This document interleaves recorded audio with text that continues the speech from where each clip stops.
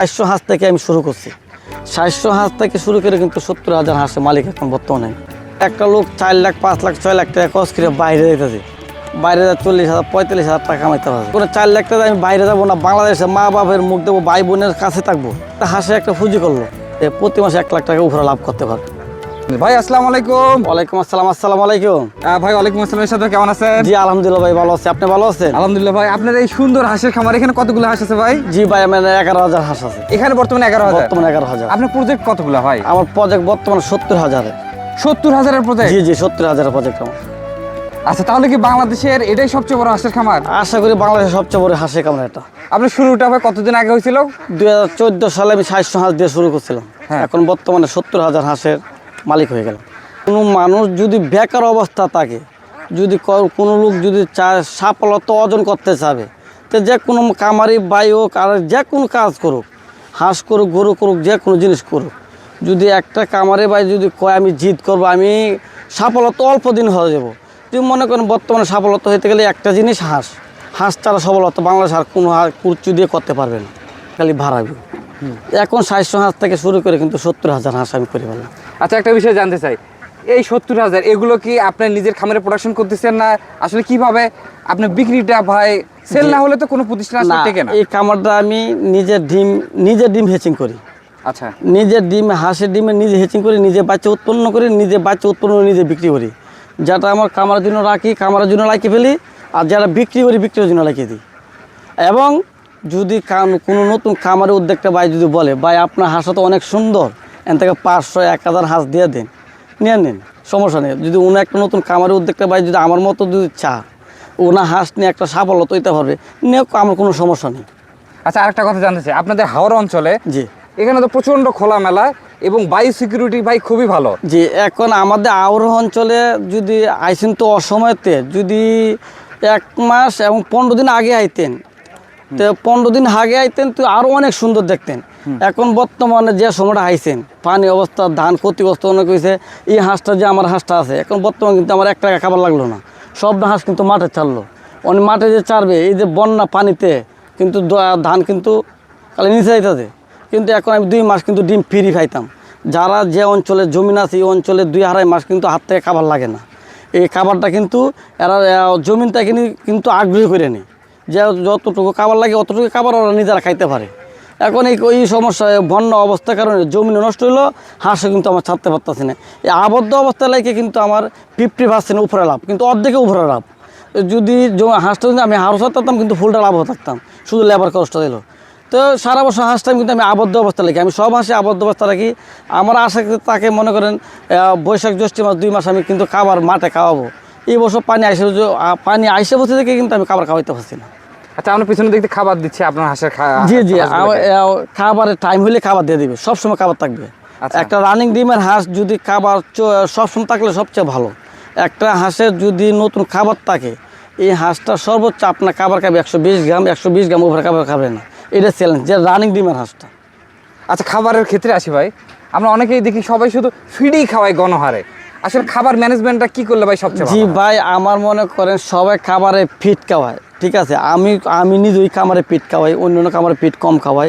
খামারে পিটে মনে করেন যে হাঁসটা রানিং ডিম থাকে, যদি সবসময় পিট খাওয়ালো, এটা কিন্তু 95% উপরে ডিম থাকে।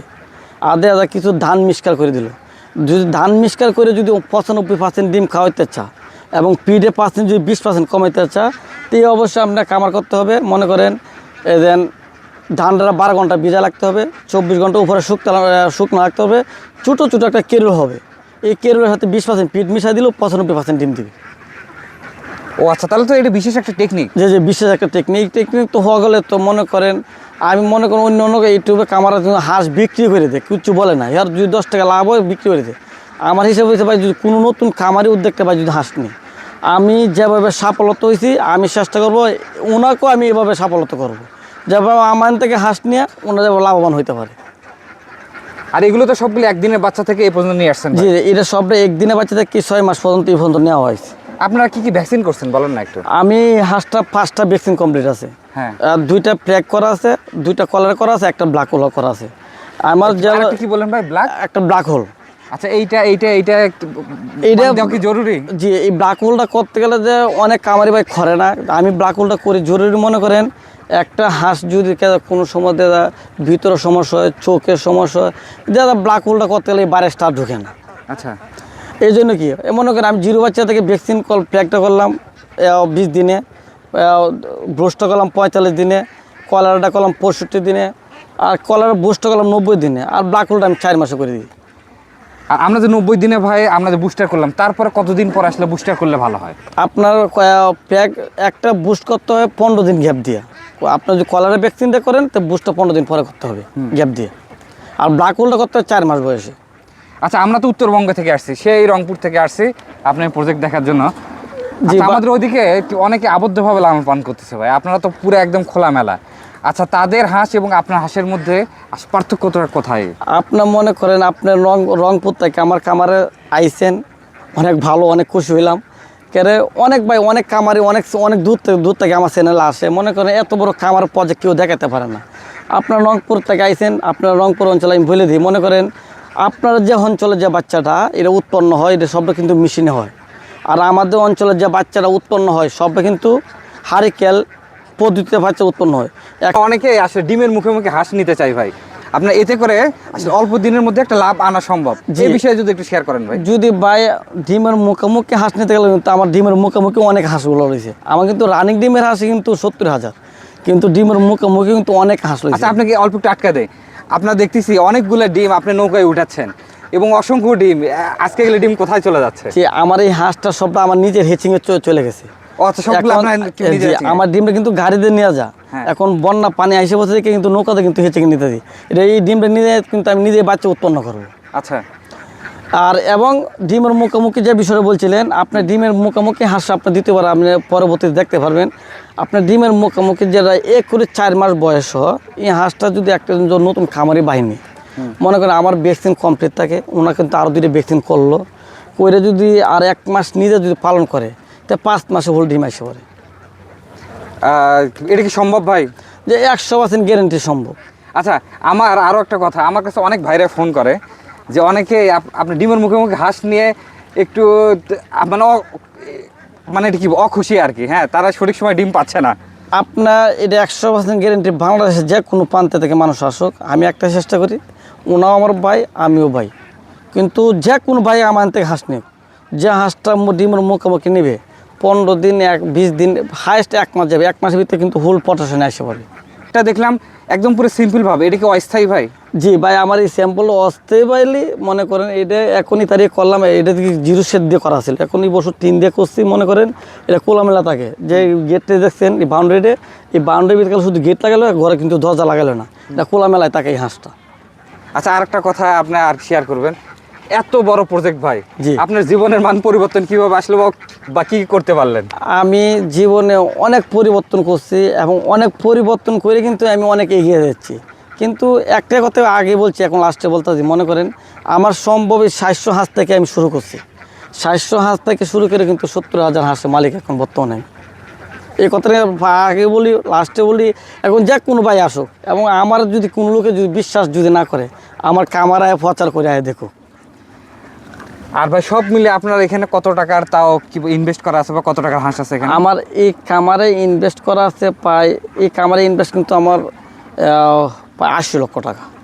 আর আমরা যদি সব মিলে ধরি, আর সব মিলা যদি আপনি যদি করেন প্রায় 2-2.5 কোটি টাকা উপরে হবে সব কিছু মিলে।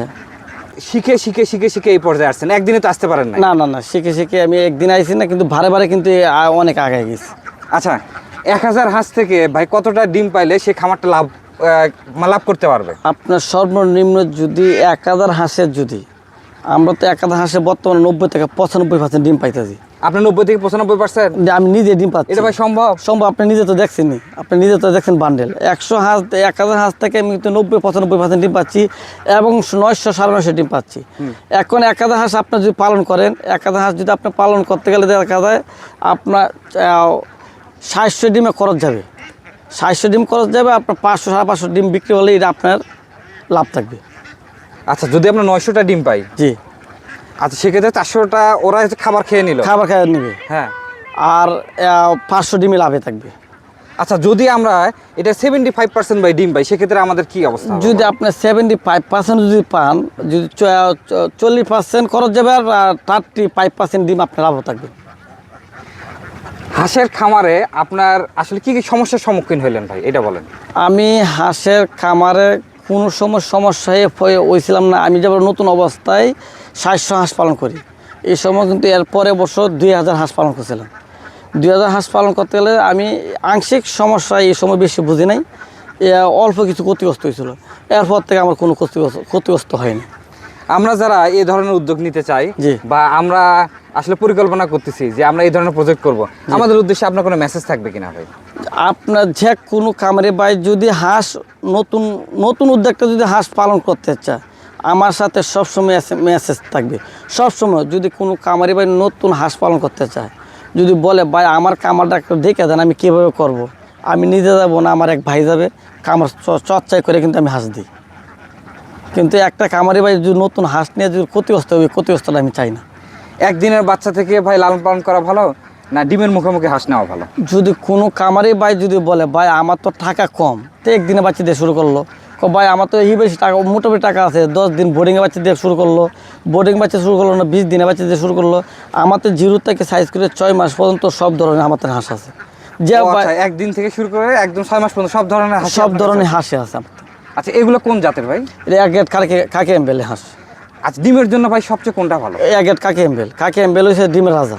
আচ্ছা, আপনি বললেন এ গ্রেডের কথা। জি। A grade, B grade, C grade, এগুলো চেনার উপায় কি? এই এক গেটটা বি গেটটা সি গেটটা, এই যে একটা সুন্দর একটা প্রশ্ন উত্তর বলছেন।